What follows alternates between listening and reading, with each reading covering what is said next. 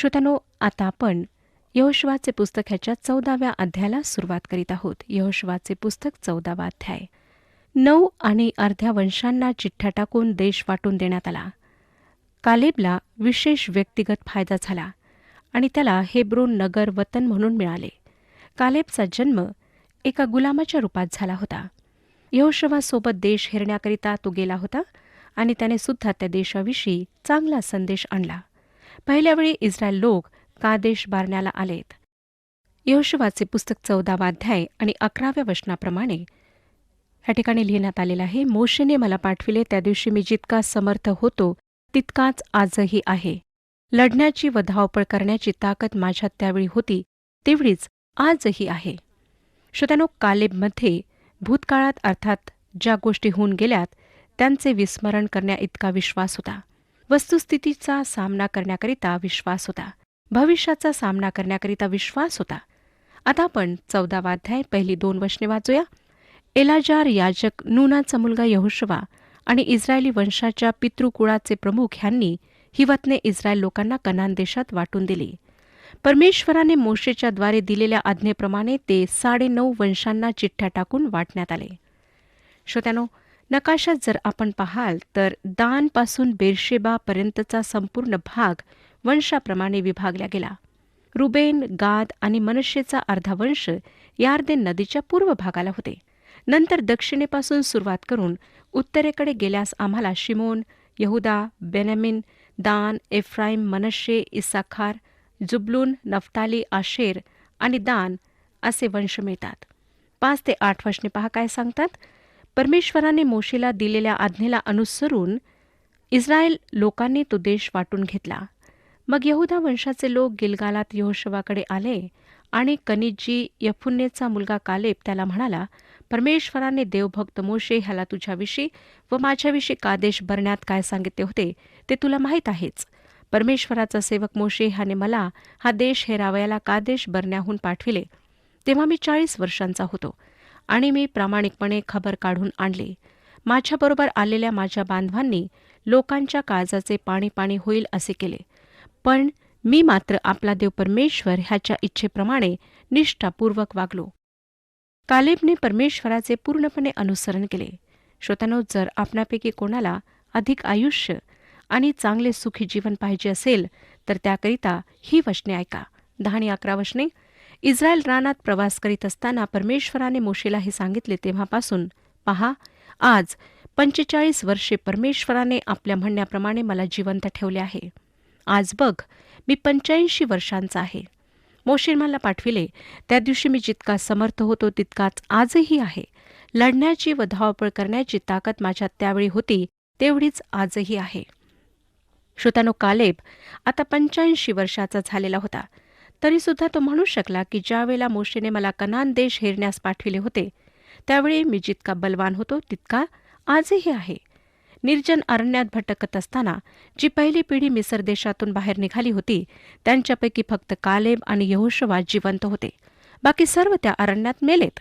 हे दोघे आणि दुसरे 10 हेर जे कनान देश हेरण्यास गेले होते त्यांनी कनान देशाविषयी माहिती आणली होती आणि त्याविषयी आम्ही गणनाचे पुस्तक 13वा अध्याय 27 ते 33 वचनांमध्ये पाहिले होते. प्रश्न हा होता श्रोत्यानो की इस्रायली लोक कनान देश जिंकू शकतील का? यहोशुवा आणि कालेबला पूर्ण आत्मविश्वास होता की परमेश्वराच्या साह्याने ते तो देश काबीज करण्यामध्ये यशस्वी होतील. दुसरे जे 10 हेर होते त्यांनी त्या देशातील लोकांचे बलाढ्य आणि फार भयंकर म्हणून वर्णन केले आणि मिसर देशात परतण्याची इच्छा प्रगट केली. ते पुन्हा बंदिवासात विटा तयार करण्याकरिता, कडकपणे काम चोपून करून घेणाऱ्या मनुष्यांचे फटके खाण्याकरिता, साखळ्यांनी बंदी होण्याकरिता, बेड्यांमध्ये आणि दबावाखाली काढण्याकरिता जाण्यास तयार होते. प्रभू येशू ख्रिस्ताने म्हटले लूका शुभवर्तमान 9वा अध्याय आणि 62 वचनामध्ये की जो कोणी नांगराला हात घातल्यावर मागे पाहतो तो देवाच्या राज्यास उपयोगी नाही. परमेश्वराने इस्रायलांना कनान देशात जाण्यास सांगितले आणि कालेबचा पूर्ण विश्वास होता की ते सर्व त्या देशात अवश्य जातील. ते 40 वर्षांमध्ये जेव्हा इस्रायल लोक निर्जन अरण्यात भटकत होते तेव्हा जर कोणी कालेबला म्हटले असते, कालेब भाऊ, ह्या अरण्यात राहणे किती भयंकर आहे, होय ना? इथे किती उष्णता आहे आज 118 तापमान आहे. कालेब म्हणाला असता, खरोखर मी त्याकडे लक्ष दिले नाही. मला वाटतं की खरोखर गरमी आहे. परंतु मी जरा अश्कोल मध्ये जी द्राक्ष पाहून आलो त्याबद्दल विचार करीत होतो आणि मी हेब्रोन नगराविषयी विचार करीत होतो. आमच्या मूळ पित्याला ती जागा आवडली आणि मला सुद्धा आवडली. तेथेच मी जात आहे. त्या निर्जन अरण्यात सुद्धा कालेब भविष्याविषयी मनात विचार करीत होता. त्याला फार मोठी आशा होती की ज्यामुळे तो तरुण राहू शकला. त्या आशेने त्याला तरुण राहण्याकरिता मदत केली. 40 वर्षे निर्जन अरण्यात राहिल्यामुळे काही लोक मृत्युमुखी पडले, परंतु कालेबवर त्याचा उलटा परिणाम झाला. तो अधिक निरोगी झाला, स्वस्थ झाला. ते लोक म्हातारे झालेत, पण कालेब तरुण होत गेला. वतनाच्या देशातील बलाढ्य लोकांनी बाकी लोकांना भयभीत केले. ते स्वतःला त्यांच्यासमोर टोळांसारखे समजायला लागले, परंतु कालेबने त्या लोकांविषयी नाही, परंतु परमेश्वराविषयी विचार केला. ह्या व्यक्तीच्या हृदयात भयाला जागा नव्हती. श्रोत्यानो, मार्टिन लुथरने म्हटले की एक व्यक्ती जर देवासोबत आहे तर तो असंख्य लोकांप्रमाणे आहे. त्या बलाढ्य धिप्पाड लोकांपेक्षा परमेश्वर अधिक शक्तिशाली होता. कालेबचा आत्मविश्वास आणि त्याचा परमेश्वरावरील दृढ विश्वास मला एका देवाच्या सेवकाची आठवण करून देत आहे, ज्यांचे नाव ॲडो निरम जडसन होते, ज्यांनी बर्मामध्ये 12 वर्षे घालवली, पण त्यांच्या सेवेचे फळ त्यांना मिळाले नव्हते. ज्या लोकांनी त्यांना तिथे पाठविले होते त्यांना तिथल्या परिस्थितीची जाणीव नव्हती. जडसनला किती त्रास सहन करावा लागत आहे ही त्यांना कल्पना नव्हती. त्यांनी जडसनला फारच कुशलतेचे पत्र लिहिले आणि सांगितले की तुम्ही परत आपल्या देशात या. त्यांनी जडसनला विचारले की भविष्यामध्ये तेथे काही होण्याची शक्यता आहे किंवा नाही. जडसनचे उत्तर त्यांना होते, भविष्य तितकेच उज्ज्वल आहे जितके परमेश्वराने दिलेली वचने उज्ज्वल आहेत. त्यांचा परमेश्वरावर जो विश्वास होता त्यामुळेच ते बर्माच्या निर्जन भागात इतके वर्ष काढू शकलेत. त्यांना बराच कठीण त्रास सहन करावा लागला, पण आत्मिक जागृती आणि संजीवन आले आणि त्यांनी तेथे घालवलेली वर्षे वाया गेली नाहीत. परमेश्वराने जे आध्यात्मिक आशीर्वाद आपणाकरिता ठेवले आहेत त्यांचा तुम्ही आज उपभोग घेत आहात का? तुम्ही म्हणता मला खूप त्रास आहे. मला माहीत आहे की ख्रिस्ती लोकांना जीवनात बराच त्रास सहन करावा लागतो. जे लोक त्रासात आहेत, दुःख भोगीत आहेत, त्यांच्याबद्दल मला फार वाईट वाटतं, सहानुभूती वाटते. परंतु परमेश्वराच्या एका सेवकाचे बोल मला अशावेळी उत्साहित करतात, ज्यांनी म्हटले की बायबलमधील एक ओवी माझी सगळ्यात आवडती ओवी आहे, ती म्हणजे ते जाण्याकरिता आले. आश्चर्यचकित लोकांनी त्यांना विचारले की ह्याचा काय अर्थ आहे. ते म्हणालेत, जेव्हा मी कठीण प्रसंगात असतो आणि एकामागून एक समस्या उभ्या राहतात तेव्हा मी ह्या वचनावर विचार करतो आणि मला त्वरित कळतं की ह्या समस्या हे प्रसंग नेहमीकरिता नाहीत, परंतु काही वेळेसाठी आहेत. ते निघून जाण्यासाठी आलेले आहेत. श्रोत्यानो, तुमच्या प्रत्येकाच्या जीवनात असंख्य अशा गोष्टी असतील ज्याविषयी तुम्ही तक्रार करीत असाल. मी सुद्धा करते. परंतु आमची आशा काय आहे? भविष्यासाठी आमची आशा काय आहे? त्या निर्जन अरण्यात कालेब 40 वर्षे येशू ख्रिस्तामध्ये जे आध्यात्मिक आशीर्वाद आमच्याकरिता ठेवलेले आहेत त्यांचा आनंद उपभोगीत होता. कालेबचा परमेश्वरावर दृढ विश्वास होता आणि तो विश्वासाच्या आधारे जगणारा पुरुष होता.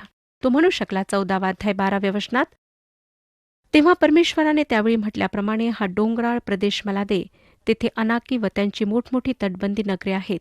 हे तू त्या दिवशी ऐकलेच होते. परमेश्वर माझ्याबरोबर असला तर त्याच्या म्हणण्याप्रमाणे मी त्यांना हाकून देईन.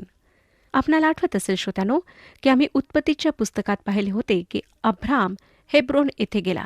हेब्रोन ज्याचा अर्थ आहे एक विश्वास ठेवणाऱ्या लोकांचा समूह. ती जागा संगतीची, सहभागितीची जागा होती. कालेबची परमेश्वराशी संगती होती आणि आता त्याची इच्छा होती की त्याने हेब्रोन येथे राहावे. 13 आणि 14 वचने, मग यफुन्नेचा मुलगा कालेब ह्याला यहोशुवाने आशीर्वाद दिला आणि त्याला हेब्रोन वतन करून दिले. म्हणूनच कनिज्जी यफुन्नेचा मुलगा कालेब ह्याचे हेब्रोन हे आजपर्यंत वतन झाले आहे. ह्याचे कारण इस्रायलाचा देव परमेश्वर ह्याच्या इच्छेप्रमाणे तो निष्ठापूर्वक वागला. श्रोतेजन हो, एक ना एक दिवस आम्हाला सुद्धा बक्षीस मिळणार आहे. परमेश्वराकरिता आम्ही किती जास्त कार्य केले ह्याच्या आधारावर बक्षीस मिळणार नाही. नाही आम्ही किती नावाजलेले आहोत, श्रेष्ठ आहोत ह्या आधारावर. परंतु महत्त्वाची गोष्ट म्हणजे आम्ही पूर्णपणे परमेश्वराला अनुसरलो का, ह्या आधारावर आम्हाला बक्षीस मिळणार आहे. आता आपण 15व्या अध्यायाकडे वळत आहोत. 15 ते 19 जे अध्याय आहेत त्यामध्ये इस्रायलच्या सर्व वंशास वतनाचा देश हवाली करण्याचा उल्लेख आहे. यार्देनेच्या पश्चिम भागात जे वंश स्थायिक झाले होते त्यांना वतनाच्या देशाचा भाग योग्य रीतीने विभागून देण्याचे, ज्याचे त्यास देण्याचे वर्णन आहे. 15व्या अध्यायात यहुदा वंशाच्या भागाबद्दल उल्लेख आहे. हा भाग इस्रायल वंशाकरिता फार महत्त्वाचा होता, परंतु आमच्याकरिता तसे पाहिल्यास ह्याचे इतके काही महत्त्व नसले तरी ह्यामधील महत्त्वाचे मुद्दे पाहणे, त्यांचे अध्ययन करणे आमच्याकरिता आवश्यक आहे. 14व्या अध्यायात आम्ही पाहिले होते की कालेब यहुदा वंशातून होता आणि परमेश्वराने त्याला हेब्रोन नगर दिले होते. 15व्या अध्यायात ह्या असामान्य पुरुषाविषयी आम्हाला काही गोष्टी अजून पाहायला मिळतात. त्याचप्रमाणे यहुदा वंशाला जो प्रांत देण्यात आला त्याची सरहद्द ह्या अध्यायात वाचायला मिळते. श्रोत्यानो, मी आपणाला विनंती करते की 15वा अध्याय 1 ते 14 वचने आपण अवश्य वाचा. जर आपणाजवळ जुना करार आहे तर यहोशुवाचे पुस्तक 15वा अध्याय 1 ते 14 वचने. ह्या ठिकाणी आम्हाला पाहायला मिळतं की कालेब जो आता वृद्ध झाला होता त्याला त्या बलाढ्य आणि धिप्पाड लोकांचा देश हवा होता. ज्यावेळी तो तरुण होता त्यावेळी त्या बलाढ्य लोकांना पराजित करून तो प्रांत ताब्यात घेण्याचा त्याचा जो विचार होता तो आता सुद्धा, जेव्हा तो 85 वर्षाचा वृद्ध आहे तेव्हा सुद्धा होता. 15 ते 19 वचने मी आपणाकरिता वाचते. 15वा अध्याय 15 ते 19 वचने. तेथून त्याने दबिराच्या रहिवाशांवर हल्ला केला. दबिराचे पूर्वीचे नाव किर्यात सेफर होते. कालेब म्हणाला, जो कोणी लढून किर्यात सेफर काबीज करील त्याला मी आपली मुलगी अक्सा देईन. तेव्हा कालेबाचा भाऊ कनाज ह्याचा मुलगा अथनिएल ह्याने ते नगर घेतले, म्हणून कालेबाने आपली मुलगी अक्सा त्याला दिली. ती आली तेव्हा आपल्या बापापासून काही मागून घेण्यासाठी तिने त्याला चिथावले. ती गाढवावरून उतरली तेव्हा कालेबाने तिला विचारले, तुला काय पाहिजे? ती म्हणाली, मला एक देणगी द्या. तुम्ही मला नेगेब दिले आहे तेव्हा मला पाण्याचे झरेही द्या. तेव्हा त्याने वरचे झरे आणि खालचे झरे तिला दिले. अध्यायाच्या सुरुवातीला श्रोत्यानो, यहुदा वंशाला मिळालेल्या प्रांताची जी जागा आहे त्याबद्दल आम्हाला माहिती मिळते. नंतर त्यामधील शहरांची नावे आम्हाला वाचायला मिळतात. नकाशामध्ये ही सर्व नगरे शोधण्यास आपणाला कठीण जाईल, कारण ते नेगवेपर्यंत खाली गेले आहेत. श्रोत्यानो, यहुदा प्रांतात जी नगरे आहेत त्यांची सीमा ओळखणे कठीण आहे, कारण इतक्या शतकांमध्ये बरेच परिवर्तन घडून आले. पुष्कळदा नावे बदलण्यात आलीत. पुष्कळसे गाव जमीनदोस्त होऊन त्यांचे स्मरण मिटल्या गेले. ह्या नगरांविषयी जी नोंदणी झाली आहे तिचा खरेपणा ह्या गोष्टी कशाही प्रकारे रद्द करू शकत नाहीत. पुराणवस्तू संशोधक नोंदणी केलेल्या ह्या नगरांचे अवशेष त्यांचे स्थान शोधून काढीत आहेत. त्याचप्रमाणे त्या स्थानाचा नैसर्गिक भूगोलसुद्धा त्यांच्या स्थानाविषयी साधारण कल्पना देतात. यहुदी वंशाचा प्रांत सगळ्यात आधी निश्चित करण्यात आला. यहोशुवाने फार काळजीपूर्वक त्याची सीमा ठरवली. यहुदा वंश सर्व वंशांमध्ये सगळ्यात मोठा होता आणि इतिहासावरून स्पष्ट झाले आहे की हा वंश फार महत्त्वाचा सुद्धा होता, कारण ह्याच वंशातून दावीद, सुलेमान असे राजे आणि नंतर मसीहा अर्थात येशू ख्रिस्त आला. खऱ्या देवाची उपासना ह्या लोकांना चालू ठेवायची होती. यहोशुवाने ह्या वंशाला कनानचा दक्षिण भागाचा जवळपास अर्धा भाग दिला. नंतर शिमोन आणि दान ह्यांचा ताबा काढून घेण्यात आला. 19वा अध्याय आणि पहिलं वचन जर आपण वाचाल तर त्या ठिकाणी लिहिलेलं आहे, दुसरी चिठ्ठी शिमोनाच्या नावाची म्हणजे शिमोनी वंशाची त्याच्या कुळाप्रमाणे निघाली. यहुदाच्या वंशजांच्या वतनामध्ये त्यांना वतन मिळाले. हे श्रेष्ठत्व जे यहुदाला प्राप्त झाले होते ते याकोबाने जी भविष्यवाणी केली होती तिच्याशी मिळते.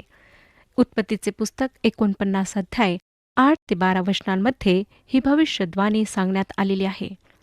12व्या वचनाप्रमाणे यहुदा वंशास त्यांच्या कुळाप्रमाणे विभाग मिळाला. ह्यावरून आम्हाला दिसतं श्रोत्यानो की परमेश्वर स्वतःच्या लोकांसाठी सर्व गोष्टी उपलब्ध करतो. जेव्हा अधिक पाहिजे तेव्हा अधिक उपलब्ध करतो आणि जेव्हा गरज नसते तेव्हा तो कमी उपलब्ध करतो.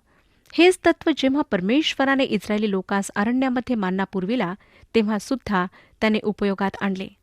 निर्गमनचे पुस्तक 16वा अध्याय आणि 16वं वचन सांगतं, निर्गम 16:16, प्रत्येकाने आपापल्या आहाराप्रमाणे हे गोळा करावे.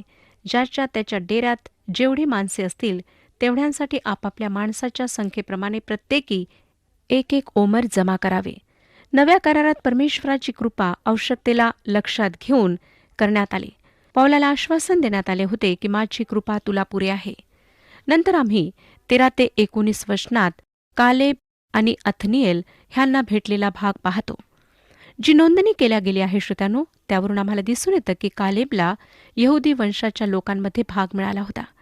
ह्याबद्दल आम्ही 13 आणि 14 अध्यायाच्या 6 ते 15 वचनात पाहिले होते. हे जे स्पष्टीकरण आहे त्यावरून आम्हाला कळतं की कालेब परमेश्वराच्या निवडलेल्या कुटुंबाचा सदस्य नव्हता, परंतु त्याला वतनात भाग मिळाला. ह्याचाच अर्थ की जो कोणी परमेश्वराजवळ येतो त्याला परमेश्वर जवळ घेतो आणि आपल्या सर्व आशीर्वादांनी भरपूर करतो. कालेबाने काही बलाढ्य लोकांना त्या प्रांतातून घालून दिले हे आम्हाला 14व्या वचनात वाचायला मिळतं. 15वा अध्याय 14वे वचन. कालेबाने शेशय, अहिमान व तल्मय ह्या अनाकाच्या 3 वंशजास तेथून घालून दिले आणि त्याने लोकांना सांगितले की किर्यात सफर लढून जो कोणी त्याला काबीज करील त्याला मी माझी कन्या अक्सा देईन. 17वे वचन सांगते, तेव्हा कालेबाचा भाऊ कनाज ह्याचा मुलगा अथनिएल ह्याने ते नगर घेतले म्हणून कालेबाने आपली मुलगी अक्सा त्याला दिली. कदाचित त्याला कल्पना असेल की अथनिएल त्याच्या मुलीमध्ये गोडी दाखवत आहे आणि जेव्हा त्याने हे आव्हान स्वीकारले तेव्हा कालेबला आश्चर्य वाटले नसणार. कालेबच्या मुलीला अक्साला प्राप्त करण्याची जी त्याच्या मनात उत्कंठा होती त्यामुळे हे कठीण कार्य करण्याकरिता त्याला सोपे गेले. त्याने कालेबकडून सन्मान प्राप्त केला, ह्यात काही शंका नाही. सन्मान आणि पत्नी दोन्ही त्याला प्राप्त झालेत. त्यानंतर अक्साला पाण्याची टंचाई जाणवली. तिने स्वतःच्या पतीला एक योजना करण्याचा सल्ला दिला आणि 18-19 वचनांमध्ये आम्ही वाचतो की तिने ही आवश्यकता आपल्या पित्याला सांगितली आणि पित्याने तिला जे काही तिने मागितले होते ते दिले, त्यापेक्षा अधिक दिले. तिला जमीन पण मिळाली आणि खालचे व वरचे झरे पण मिळाले. ज्या प्रकारे कालेबला उदार हस्ते प्राप्त झाले होते त्याच प्रकारे त्याने उदार हस्ते दिले. तिने जे काही मागितले होते त्यापेक्षा अधिक दिले. श्रोत्यानो, ह्यामध्ये आम्ही बऱ्याच गोष्टी पाहतो. एका कुटुंबातील लोक स्वतःच्या आवश्यकता, इच्छा एकमेकांना सांगू शकत होते. त्यामुळे आपसी गैरसमज आणि मतभेदांचे प्रमाण फार कमी होते. अक्सामध्ये आम्हाला आढळतं की तिच्यामध्ये पित्याविषयी व पतीविषयी प्रेम होते, अधीनता होती. जी आवश्यकता होती तिची विनंती तिने फारच नम्रतेने आणि सोज्वळतेने आपल्या पित्यासमोर मांडली. कालेबच्या प्रत्युत्तरात प्रेम आणि उदारपणा झळकतो. त्याने सढळ हस्ते उदारपणे तिला दिले. अशा प्रकारचे कुटुंब समाजाला सुद्धा पोषक बनवते. आता 20 ते 63 वचनांमध्ये यहुदाच्या नगराचा हवाला आम्हाला वाचायला मिळतो.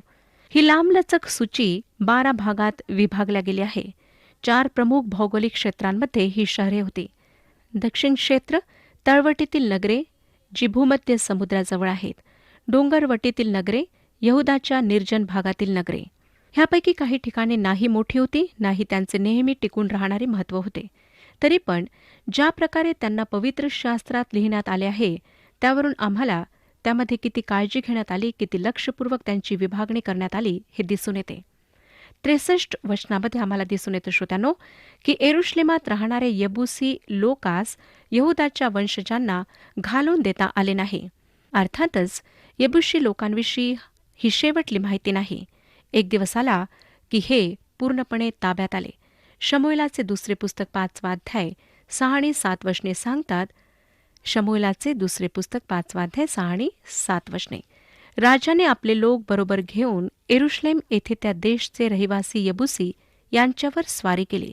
ते म्हणाले, तुला येथे येणे साधावयाचे नाही. येथले आंधळे पांगळे तुला हाकून लावितील. त्यांचा भावार्थ असा होता की दाविदाला येथे येणे साधावयाचे नाही, तरी दाविदाने सियोन गड घेतला. हेच ते दाविदपूर. श्रोत्यानो, कधीकधी परमेश्वराचे कार्य मंदगतीने पुढे जाते, तरी पण परमेश्वराचे राज्य सर्वकालचे आहे व त्याचे प्रभुत्व पिढ्यानपिढ्या टिकणारे आहे. दुष्ट अधिक काळ टिकत नाही. आज नाही तर पुढे कधीतरी त्याचा नाश होणारच.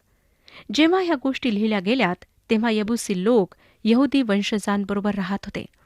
ह्या विधानावरून असं वाटतं की कदाचित इस्रायली लोक सुद्धा त्यांच्यासोबत राहण्यास इच्छुक होते. परंतु श्रोत्यांनो, परमेश्वराची अशी इच्छा होती ह्याविषयी आम्हाला कोठेच सूचना सापडत नाही. यहोशुवाने 3 अध्याय 10 वचनात म्हटले होते, जिवंत देव तुमच्यामध्ये आहे आणि कनानी, हित्ती, हिव्वी, परिज्जी, गिर्गाशी, अमोरी व यबुसी यास तो तुमच्या पुढून खात्रीने हाकून देईल, हे यावरून तुम्हास कळून येईल. श्रोत्यानो, यहुदाचे वंशज त्यांना बाहेर घालू शकले नाहीत. का? कारण यहुदा वंशांच्या लोकांमध्ये विश्वासाची कमी होती, ज्याच्या परिणामस्वरूप आम्हाला त्यांची दुर्बलता दिसून येते. मत्तेकृ शुभवर्तमान 13 अध्याय आणि 58 वचन सांगतं की तेथे त्यांच्या अविश्वासामुळे त्यांनी फारशी अद्भुत कृत्ये केली नाहीत. प्रभू येशू ख्रिस्त लोकांच्या अविश्वासामुळे अद्भुत कृत्ये त्या ठिकाणी करू शकला नाही. श्रोत्यानो, आमच्या जीवनामध्ये सुद्धा त्याचे अद्भुत कार्य होऊ शकत नाही. ह्याचे कारण म्हणजे आमचा अविश्वास. आज आमच्या प्रार्थनांचे उत्तर आम्हाला मिळत नाही, ह्याचे एक सगळ्यात मोठे कारण म्हणजे आमचा अविश्वास. श्रोत्यानो, अविश्वासामुळेच आम्ही परमेश्वरावर भरोसा न ठेवता इतर गोष्टींवर भरोसा ठेवतो आणि तेथेच आमची फजिती होते. परमेश्वर ह्या विषयात आपले मार्गदर्शन करो आणि आपणाला आशीर्वाद देऊ.